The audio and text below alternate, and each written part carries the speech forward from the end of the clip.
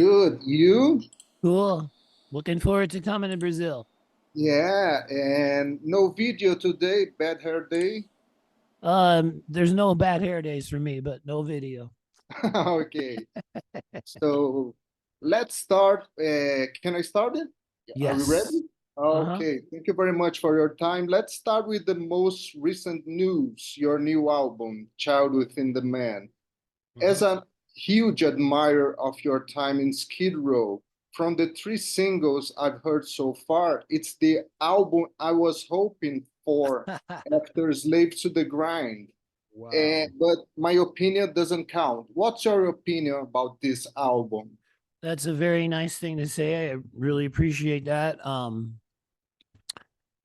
This album is my tribute to my own vinyl record collection.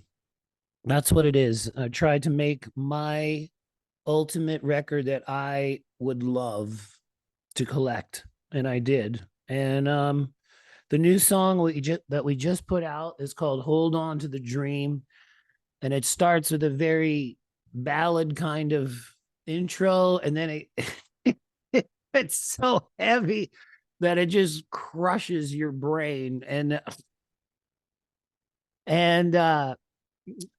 I every record I've ever made, I just make it for me. I can't control what everybody else thinks.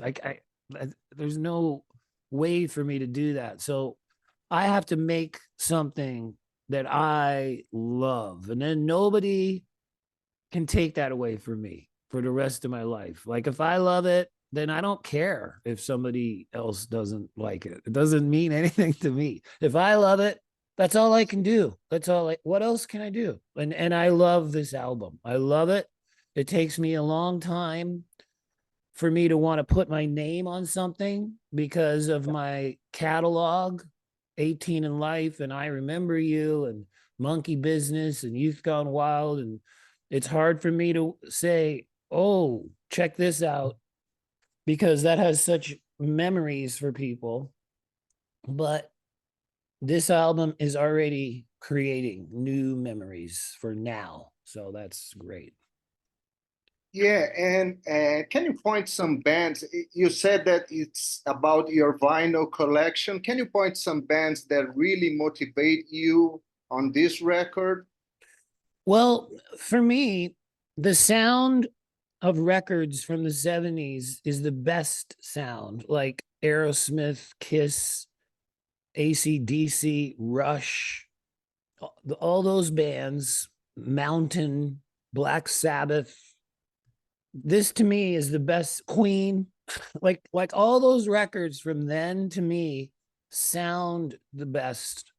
And when you say a certain band, it's more that time is what I was trying to capture. And I know that's impossible, but that I said it like an art project. I say, dude, make your favorite record that you ever had. And even the album cover, which I'm looking at right now, my dad started that in the year 1978. That's me running next to that car at the age of 10. Yeah. And we finished that art in 2024. So literally 46 years that artwork has been worked on. Like that's crazy. That's a Yeah, long time. yeah. I was about to ask you about the cover, the painting by your father, who was a great painter, and why did it take so long to release a new work? But you already explained it. And Mhm. do you remember how many times you've been to Brazil? Because Uh, you've been recently here playing in São Paulo in a party in the interior of São Paulo, right? yes, I do. I do corporate shows, I guess you could call that, Yeah. with Matt Sorum, Kings of Chaos. And then I also do that with Billy Morrison in his band called Royal Machines. And last time I played Brazil was with Billy Gibbons of ZZ Top, Yeah, and yeah, guys like that. I have something weird in my brain where I can't believe that I'm in the same room with guys like that. Like, I don't know what it is. Like, any band that I selected when I was a kid, and then I'm hanging out with them, my my brain can't process it. And my wife's always like, "Honey, you've sold a lot of records too." I go, I know I have, but I can't believe I'm hanging out with Billy Gibb. I just can't. And it never goes away. Like, it's so weird. It's so weird. I should see a psychiatrist or something. yeah. I remember, yeah, you're my favorite frontman after James Hetfield, and I remember, Wow. I think it's from your book that James Hetfield is also a huge fan, that he said Well, to you in the 19s, something like that, yes. and you guys are legends. Uh, you're the second journalist that I asked about that. He loved the story where James Hetfield told me I was his second favorite singer, but then he told me, "Don't tell anybody that." Yeah, because And he did. He it did. was hair metal, Yeah. Sunset Boulevard time, right? Well, there was no such word as hair metal back then. That's a new thing. Yeah, There was no term of that. It was all just rock and metal. Glam metal is the closest, but I think glam is cooler than yeah, hair. yeah. Glenn is I like much glam. cooler. Yeah, Yeah. yeah, I always like that. And I happened to be on stage at that show. I think it was in 1906, if I'm not mistaken, on Monsters of Rock here in Brazil, when you left the stage very angry with everybody. Do you remember that show? Thankfully, no. That's not a good memory. Yeah.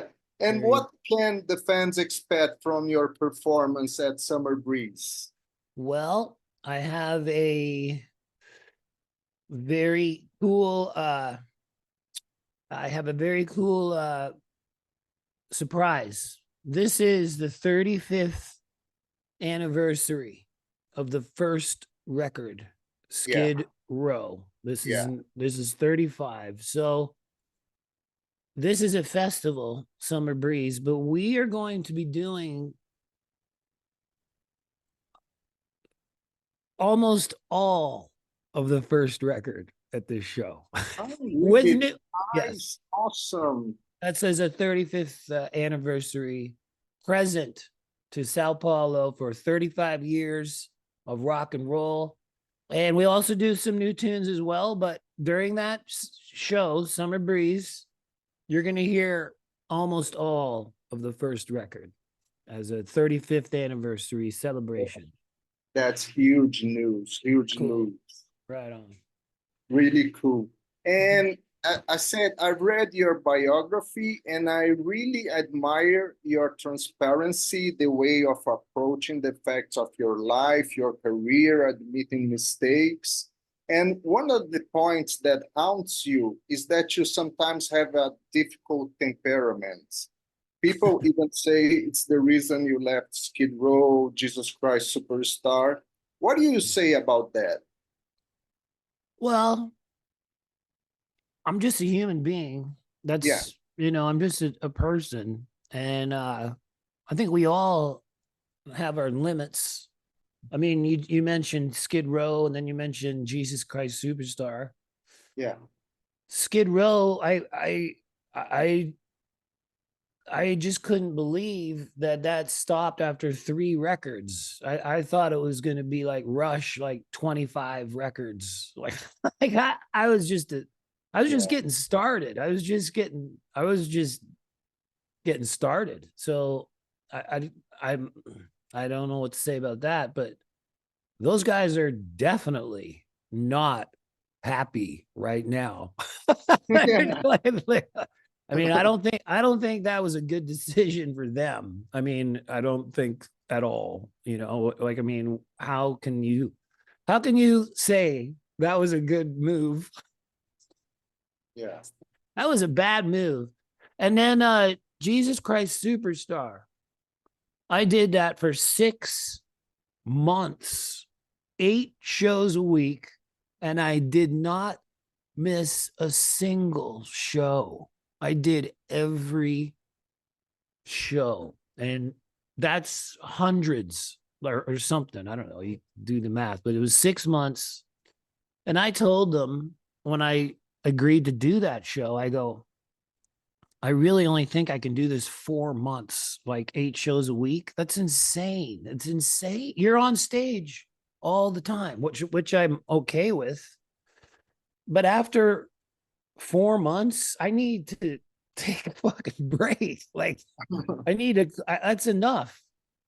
And they go, well, here's what we'll pay you for 4 months, and here's what we'll pay you for 6. And I was like, oh, wow, well, I'm feeling pretty good. But anyways, I just couldn't do it after 6 months. It was too much. Corey Taylor cancels his whole tour for mental health reasons. Bands cancel things. I don't cancel things, but I told them 4 months is the most I can do. I did 6 months. So that's enough. That's enough. That's enough. I'm sorry. The 6 months is, I had enough of that. Okay, Mr. Bach. Thank you very much for your time. I hope you have a wonderful time in Brazil, and I'll Yes. definitely be on the public holding a beer and watching this Beautiful. special show you're doing for the 35th anniversary. Thank you very Cool. much for everything you have done in music and Oh, music wow. that you produce. Thank you very much. Thank you, Luiz. Great talking to you. And thank you for 35 years of rock and roll. Yeah, thank you very much. Bye-bye, dude. See you soon. See you soon.